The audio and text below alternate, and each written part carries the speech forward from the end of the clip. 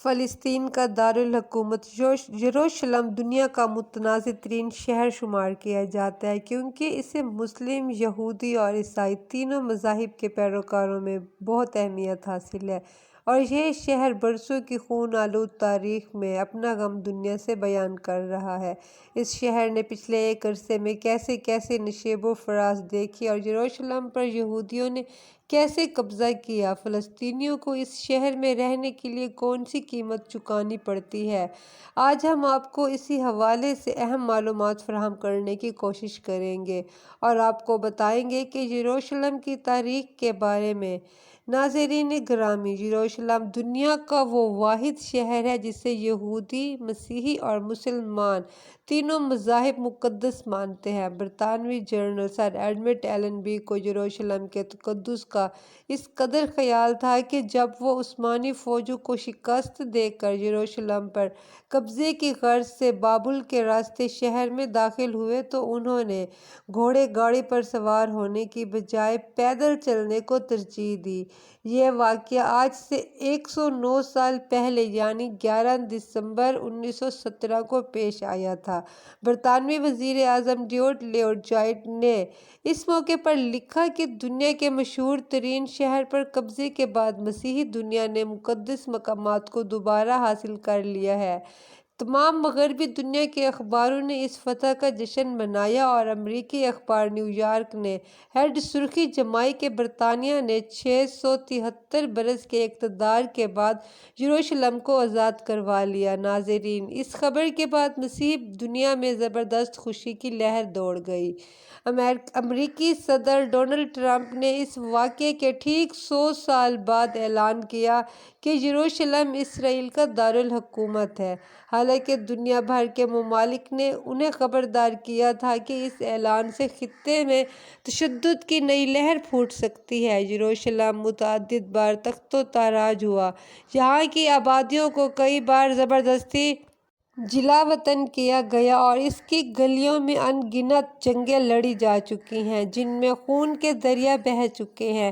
اس شہر کے حوالے سے یہودیوں کا عقیدہ ہے کہ یہ وہ جگہ ہے جہاں سے کائنات کی تخلیق ہوئی اور یہیں سے اللہ کے برگزیدہ پیغمبر حضرت ابراہیم علیہ السلام نے اپنے بیٹے کی قربانی کی تیاری کی تھی، جبکہ مسیحی سمجھتے ہیں کہ حضرت عیسیٰ علیہ السلام کو یہیں پر مصلوب کیا گیا تھا اور یہیں ان کا سب سے مقدس کلیسا بھی واقع ہے۔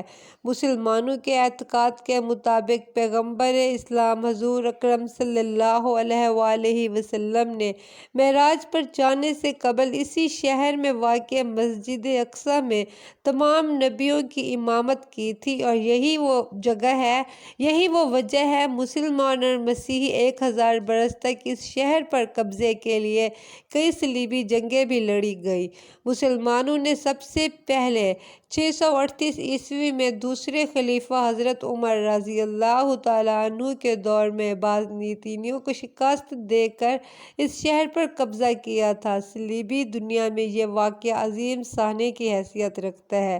آخر کار سن 1095 عیسوی میں پوپ اربن دوم نے یورپ بھر میں مہم چلا کر مسیحیوں سے اپیل کی کہ وہ یروشلم کو مسلمانوں سے آزاد کروانے کے لیے فوجیں اکٹھی کریں۔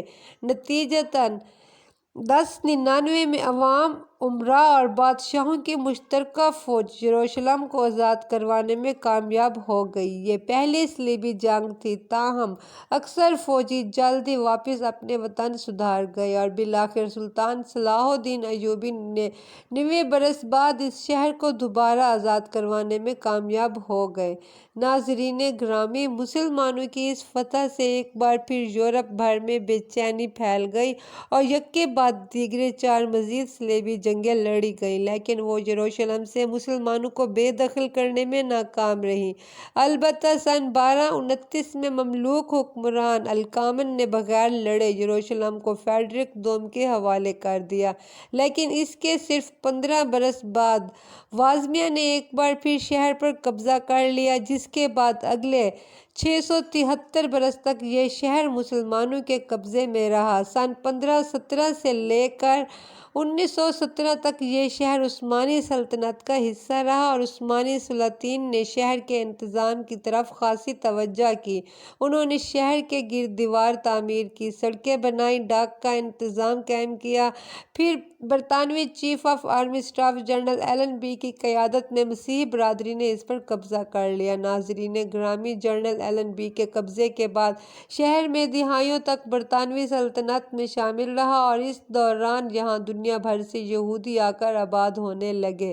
آخر کار 1947 میں اقوام متحدہ نے اسی شہر کو 2 حصوں میں تقسیم کرنے کی منظوری دے دی، جس کے تحت نہ صرف فلسطین کو 2 حصوں میں تقسیم کر دیا گیا بلکہ یروشلم کے بھی 2 حصے کر دیے گئے، جن میں سے مشرقی حصہ فلسطینیوں کو جبکہ مغربی حصہ یہودیوں کے حوالے کر دیا گیا۔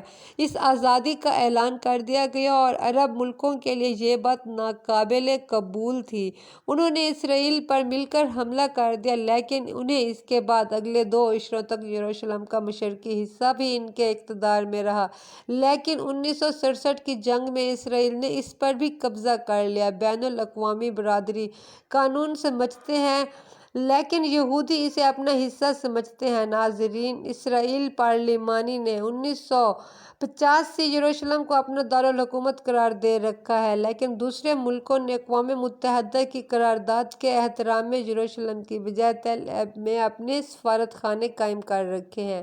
اور پھر امریکی صدر ڈونلڈ ٹرمپ نے اس روایت کو توڑ دیا۔ اس طرح امریکہ یروشلم کو اسرائیل کا دارالحکومت تسلیم کرنے والا پہلا ملک بن چکا ہے۔ اس شہر کی تاریخ 7000 سالوں پر محیط ہے۔